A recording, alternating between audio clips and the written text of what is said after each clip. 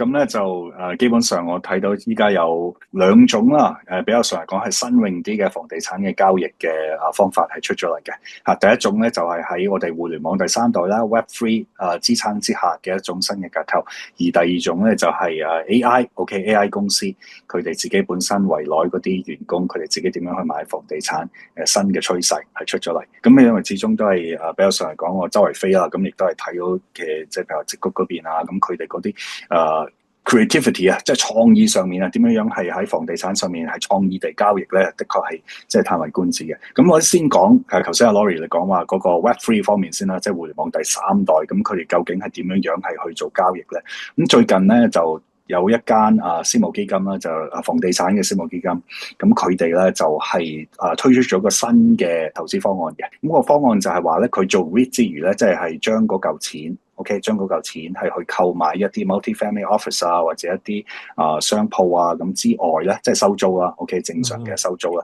之外咧，佢哋係將收咗租翻嚟嗰啲現金咧，係轉咗嚟買 Bitcoin。咁於是乎咧，就能夠係 tap into 到依家譬如話 Bitcoin 佢依家係喺個低位嗰度升翻上嚟嗰一下嗰個嘅升幅，咁嚟從而係做到一個比正常房地產個 REIT 嘅回報係高好多倍嘅一種投資方案。咁呢個咧就係第一種啦。咁咧就第二種咧就係我頭先講啦，話 AI 方面啦。咁 AI 咧就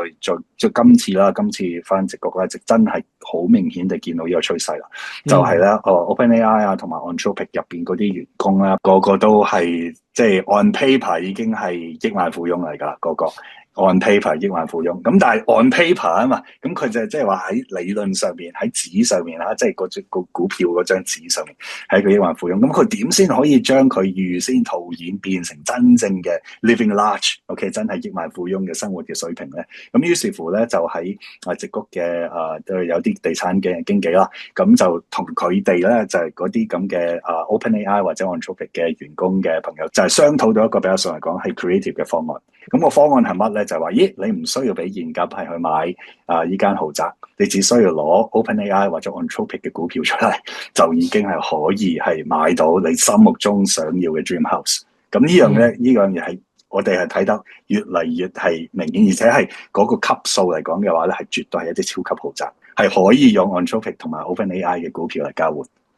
佢哋呢兩間公司都係未上市噶嘛，係咪啊？就係未上市，先至有一個 dreaming 嘅空間，先至有一個即係發展嘅空間。比起依家佢哋上一 round 嘅 valuation 更加高嘅市值去交換都得㗎。我明白，因為上咗市嘅話，佢有個股價，我每股幾多錢就已經計到噶嘛。係啊，咁咪變咗 SpaceX，變咗 SpaceX，咁又。